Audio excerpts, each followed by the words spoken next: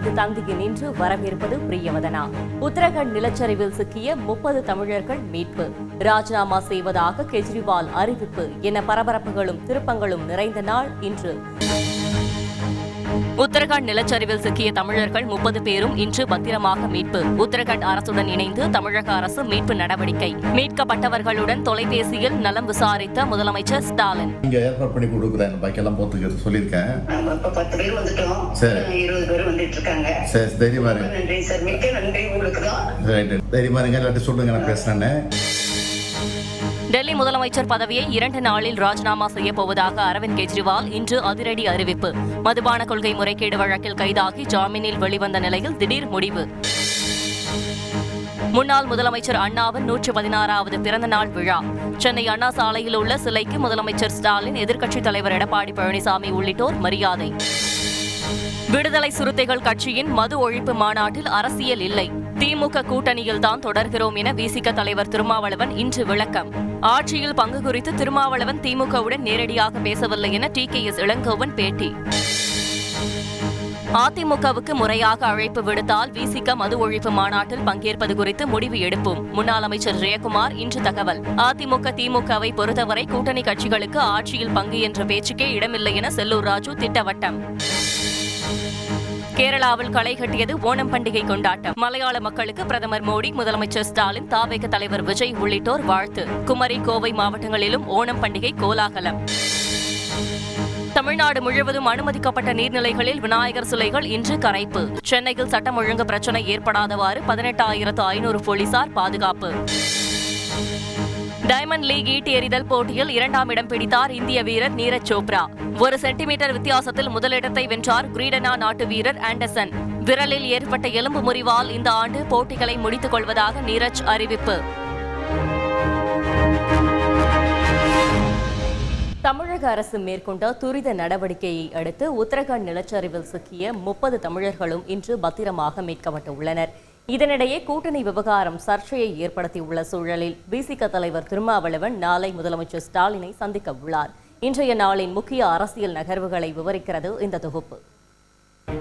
முன்னாள் முதலமைச்சர் அண்ணாவின் 116வது பிறந்த நாளை ஒட்டி சென்னை அண்ணா சாலையில் உள்ள அவரது சிலைக்கு முதலமைச்சர் ஸ்டாலின், எதிர்க்கட்சித் தலைவர் எடப்பாடி பழனிசாமி மற்றும் பல்வேறு அரசியல் கட்சி தலைவர்கள் இன்று மரியாதை செலுத்தினர்.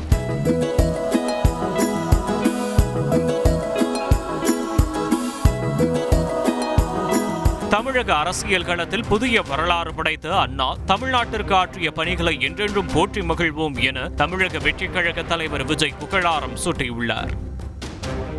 திருச்சியில் செய்தியாளர்களிடம் பேசிய விசிக தலைவர் திருமாவளவன், மது ஒழிப்பு மாநாட்டில் அரசியல் இல்லை என்றும் திமுக கூட்டணியில் தொடர்கிறோம் என்றும் திட்டவட்டமாக தெரிவித்தார். தேர்தல் அரசியல், கூட்டணி அரசியல் என்று இந்த பிரச்சனையை திசை திருப்புகிறார்கள். திமுக கூட்டணியில் இருக்கிறோம், தொடர்கிறோம்.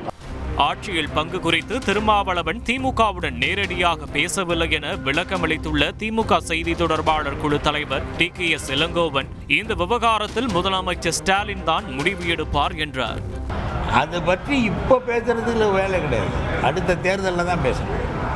போன தேர்தலில் அந்த மாதிரி ஒப்பந்தம் இல்லை, அடுத்த தேர்தலில் என்ன வருதுன்னு பார்த்து. அதே சமயம் ஆட்சியில் அதிகாரம் குறித்த திருமாவளவனின் கருத்து மிகவும் சரியானது என பாமக தலைவர் அன்புமணி ராமதாஸ் குறிப்பிட்டுள்ளார். திருமாவளவன் ஒரு வீடியோ போட்டாரு, பதிவு போட்டார்ல, அது என்னை பொறுத்த வரைக்கும் அது சரியான பதிவாக தான் நான் பார்க்குறேன். சரிண்ணா, ஏன் ஆட்சி அதிகாரத்தில் கேட்கக்கூடாது? அது என்ன தப்பு? அது ஏன் நீக்கணும்னு எனக்கு ஒன்றும் புரியல. மறுபுறம் அதிமுக திமுக என யார் ஆட்சி செய்தாலும் ஆட்சியில் பங்கு என்ற பேச்சுக்கே இடமில்லை என முன்னாள் அமைச்சர் செல்லூர் ராஜு கருத்து தெரிவித்துள்ளார். கூட்டணி ஆட்சி என்பதே கிடையாது தமிழகத்தில். கூட்டணி ஆட்சி தமிழக மக்கள் விரும்ப மாட்டாங்க. முதல்ல அதை நினைச்சுக்கோங்க. ஒன்று திமுகவா அண்ணா திமுக தான் இந்த மாநில தேர்தல் நடக்கும். உத்தரகாண்ட் நிலச்சரிவில் சிக்கிக்கொண்ட தமிழர்களை இன்று தொலைபேசியில் தொடர்பு கொண்டு பேசிய முதலமைச்சர் ஸ்டாலின், பாதிக்கப்பட்டவர்களை மீட்க அனைத்து நடவடிக்கைகளையும் மேற்கொண்டு வருவதாக தெரிவித்தார். இங்க ஏற்பாடு பண்ணி கொடுக்குறேன், பாக்கெல்லாம் போத்துக்கிறது சொல்லியிருக்கேன். 10 பேர் வந்துட்டோம், 20 பேர் வந்துட்டு இருக்காங்க. சரி, தைரியமா இருங்க. நன்றி சார், மிக்க நன்றி உங்களுக்கு தான். தைரியமா இருங்க, எல்லாத்தையும் சொல்லுங்க, நான் பேசுறேன்னு. இதையடுத்து நிலச்சரிவில் சிக்கிய 30 தமிழர்களும் ஹெலிகாப்டர் மூலம் பத்திரமாக மீட்கப்பட்டனர்.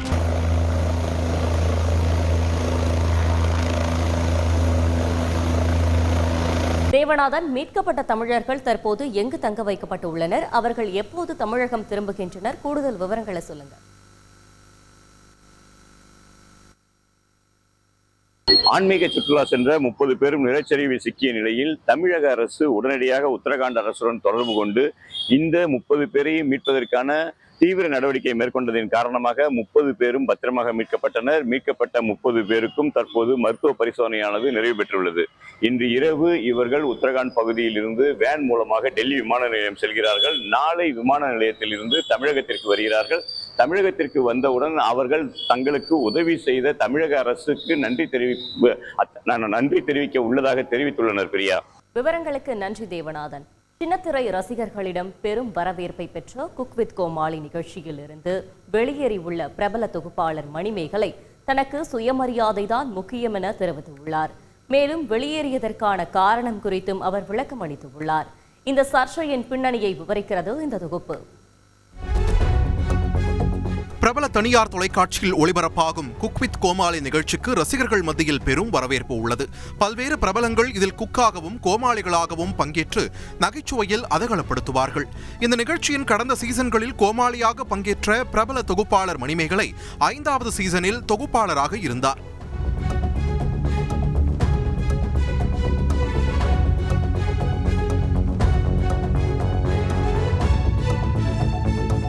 ஆனால் திடீரென அவர் நிகழ்ச்சியில் பங்கேற்காதது ரசிகர்களை குழப்பத்தில் ஆழ்த்தியது.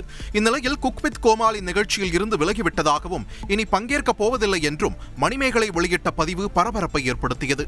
தொடர்ந்து இதுகுறித்து வீடியோ மூலம் விளக்கம் அளித்துள்ள மணிமேகலை, இந்த சீசனில் குக்காக பங்கேற்றுள்ள பிரபல பெண் தொகுப்பாளர் ஒருவர் தனது பணியை செய்ய விடாமல் எல்லை மீறி குறுக்கிட்டுக் கொண்டே இருந்ததாக பிரியங்கா மீது மறைமுகமாக குற்றம் சாட்டியுள்ளார்.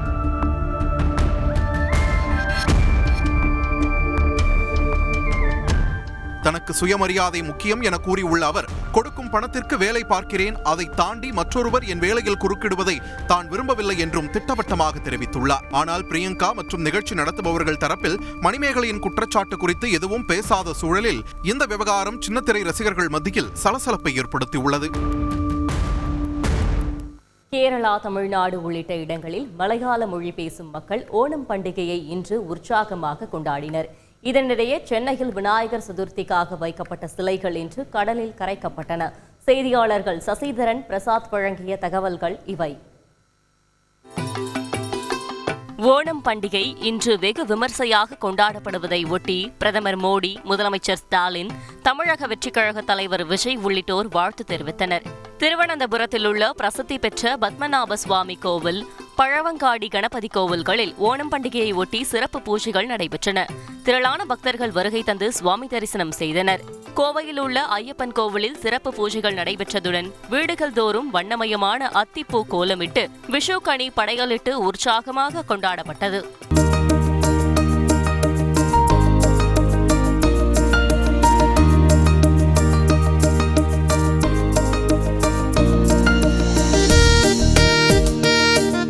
சென்னை மகாலிங்கபுரத்தில் உள்ள ஐயப்பன் கோவிலில் மலையாள மொழி பேசும் மக்கள் குடும்பத்துடன் வழிபாடு நடத்தினர்.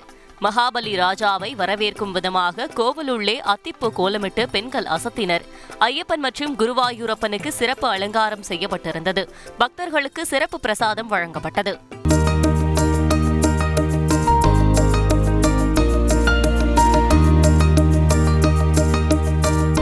கன்னியாகுமரி மாவட்டத்தில் ஓணம் கொண்டாடிய கிருஷ்ண பிரசாத், ஷீபா, ஷாலினி கூறுகையில், ஓணம் அப்படிங்கிறது ஒரு வசந்த காலம், பூக்களின் வசந்த காலம்.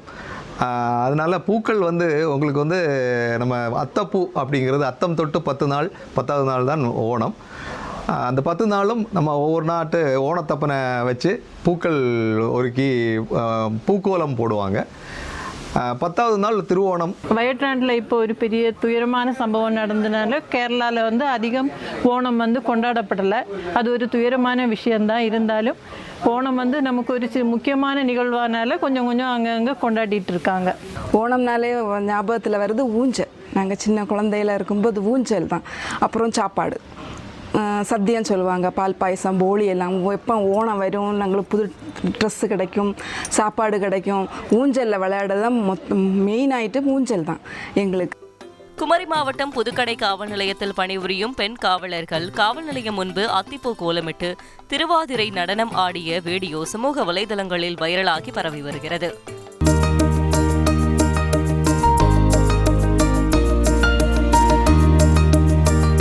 இதனிடையே சென்னையில் பட்டினம்பாக்கம் ஸ்ரீனிவாசபுரம் கடற்கரையில் விநாயகர் சிலைகள் கரைக்கும் நிகழ்வு இன்று நடைபெற்றது.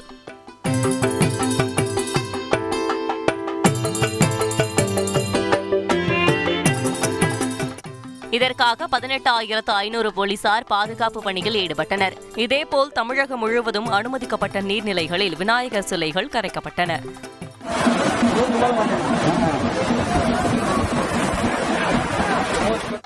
செய்தியாளர் சசிதரன் வழங்கும் கூடுதல் தகவல். சென்னையில் வைத்து வழிபடப்பட்ட 1524 சிலைகள் இன்று கரைக்கப்படுகிறது. கடந்த ஆண்டு நடந்த நிகழ்வுகளை கருத்தில் கொண்டு சென்னை பெருநகர காவல்துறை முறையான பாதுகாப்பு அளித்து எந்த ஒரு அசம்பாவிதமும் நடைபெறாமல் இந்த ஆண்டு சுமூகமான முறையில் வெற்றிகரமாக இந்த விநாயகர் சிலைக்கும் பணிகளை நிறைவு பெற்றிருப்பதாக காவல்துறை சார்பில் தெரிவிக்கப்பட்டிருக்கிறது. பிரியா, விவரங்களுக்கு நன்றி சசிதரன். டெல்லி முதல்வர் அரவிந்த் கெஜ்ரிவால் 48 மணி நேரத்தில் முதல்வர் பதவியை ராஜினாமா செய்யப்போவதாக இன்று அறிவித்திருப்பது பரபரப்பை ஏற்படுத்தியுள்ளது. தேசிய அளவில் இன்றைய முக்கிய நிகழ்வுகள் குறித்து விவரிக்கிறது பின்வரும் தொகுப்பு.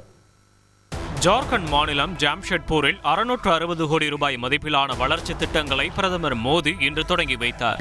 இதேபோல் நாட்டில் புதிய வழித்தடங்களில் 6 வந்தே பாரத் ரயில் சேவையையும் அவர் தொடங்கி வைத்தார். விழாவில் பேசிய பிரதமர் மோடி புதிய ரயில் திட்டங்களால் வணிகர்கள், மாணவர்கள் பயனடைவார்கள் என தெரிவித்தார். மகாராஷ்டிரா மாநிலம் நாக்பூரில் பத்திரிகையாளர்களுக்கு விருது வழங்கும் விழாவில் பேசிய மத்திய அமைச்சர் நிதின் கட்கரி பிரதமராகும் வாய்ப்பை நிராகரித்ததாக கூறியிருப்பது தேசிய அரசியலில் கவனம் பெற்றிருக்கிறது. எதிர்க்கட்சியை சேர்ந்த ஒருவர் நீங்கள் பிரதமரானால் உங்களுக்கு ஆதரவு அளிப்போம் என என்னிடம் கூறினார். அப்போது நீங்கள் ஏன் எனக்கு ஆதரவு தர வேண்டும் என அவரிடம் கேட்டேன். பிரதமராக வேண்டும் என்பது என்னுடைய நோக்கமில்லை, கட்சிக்கு விசுவாசத்துடன் இருக்கிறேன் என அவரிடம் கூறினேன்.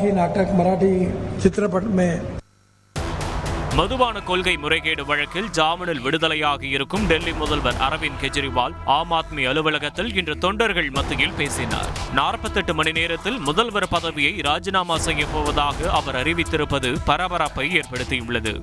मैंने एलजी साहब को 3 दिन पहले चिट्ठी लिखी, 15 अगस्त के 3 दिन पहले. மக்கள் தீர்ப்பு வழங்கும் வரையில இனி முதல்வர் நாற்காலியில அமரப்போவது இல்லை. நீதிமன்றத்தில் நீதியை பெற்றது போல மக்கள் மன்றத்திலும் நீதியை பெறுவேன்.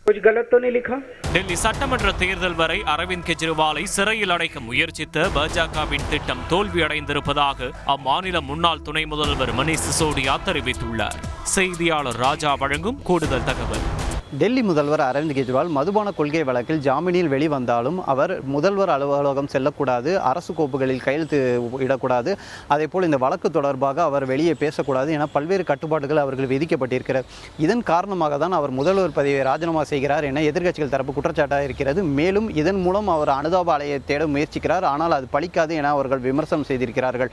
அடுத்த முதல்வர் யார் என்ற கேள்வி எழுந்திருக்கிறது. இந்த போட்டி வரிசையில் டெல்லி மாநில அமைச்சர் அதிஷி, கோபால் ராய், சௌரவ் போன்ற 3 அமைச்சர்கள் முன்னிலையில் இருக்கிறார்கள். இதில் குறிப்பாக அதிஷிக்கு அதிக வாய்ப்பு இருப்பதாக கூறப்படுகிறது. அதேபோல் டெல்லி முதல்வர் நவம்பர் மாதம் சட்டமன்ற தேர்தலை நடத்த வேண்டும் என்று ஒரு கோரிக்கையை முன்வைத்திருந்தார். ஆனால் அதற்கான வாய்ப்புகள் இல்லை என தேர்தல் ஆணையம் வட்டாரம் தரப்பில் தெரிவிக்கப்பட்டிருக்கிறது. பிரியா, விவரங்களுக்கு நன்றி ராஜா.